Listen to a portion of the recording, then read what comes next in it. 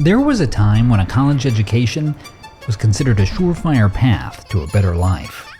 Nearly 8 million World War II veterans receiving an education as a result of the GI Bill.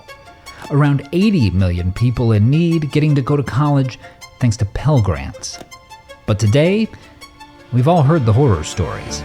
Skyrocketing tuition, young people drowning in student debt, expensive degrees that don't seem worth the paper they're printed on. It all leads naturally to one big question. Why is college so expensive? But what if we told you that part of the answer to that question is because no one actually knows what college costs?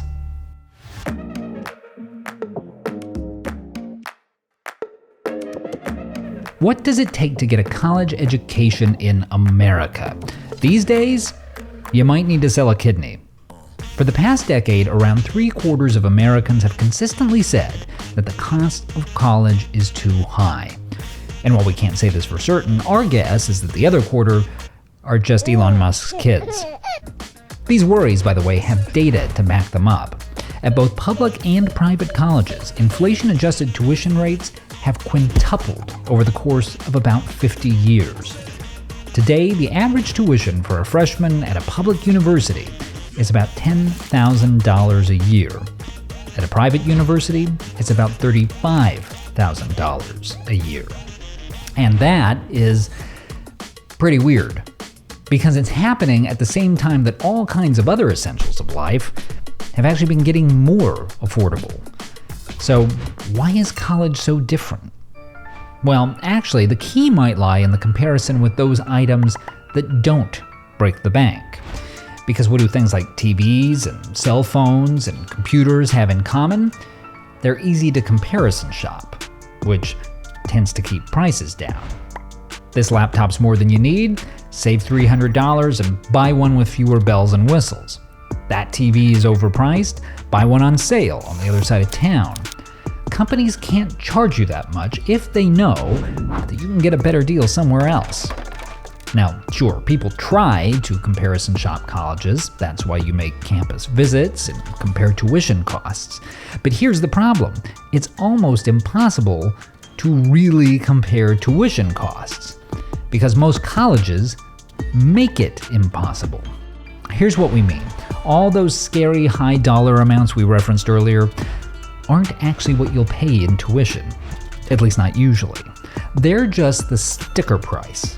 But thanks to scholarships, grants, and other forms of financial aid, most students wind up paying a lot less. If you look at the 20-year period from 1996 to 2016, the average sticker price for a 4-year public college increased by 144%. But after you factor in aid, the average price students actually paid increased by only 77%. Still not necessarily affordable, but at least a little bit of an improvement, right? Hang on a second, it's about to bite us in the ass. The problem is that most students don't find out how much financial assistance they're going to get until they get accepted to school. And even then, 91% of schools still don't clearly tell them the bottom line number that they'll have to pay. Which means there's basically no way to compare prices until it's too late to be useful. The effect? Well, how much do you think plane tickets would cost if they could wait until you were boarding to stick you with the bill? So this is how college tuition works. A bunch of the smartest people in the country, and they built the one system dumber than how we buy cars. Now, a lack of transparency and competition is a big part of the story of why college is expensive, but it's not the whole story. Some of the blame falls on the government, which, and this is going to sound crazy, may be making college more expensive by trying to make it more affordable. Yeah, we know. Research from the Federal Reserve has found that for every dollar the government gives in subsidized student loans, tuition tends to go up by 60 cents. Because when the government makes more money available to pay for tuition, the colleges are perfectly happy to charge more money for tuition. And there's one other group that probably deserves some blame here. Everyone who thinks a college degree is the only way to have a good life. Because one of the other reasons that college is expensive is because of high demand, because so many people want to enroll. And one of the reasons that so many people want to enroll is that society has started to expect people to have a college education, even for jobs that probably don't need them. In fact, research has found that there are millions of job listings in America where employers ask for a college degree, even though the majority of people already working in those kinds of jobs don't have one.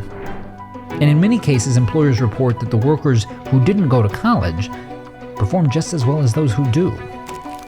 That's one of the reasons that governors from both political parties have started removing requirements for their state's employees to have college degrees. In Pennsylvania, it was determined that a bachelor's degree wasn't actually necessary for 92% of state jobs. So, we've got a lot of work to do. Colleges need to be a lot more transparent about what they charge. The government needs to be a lot more careful about how it tries to help. And employers need to recognize that there are millions of talented Americans out there without a college degree.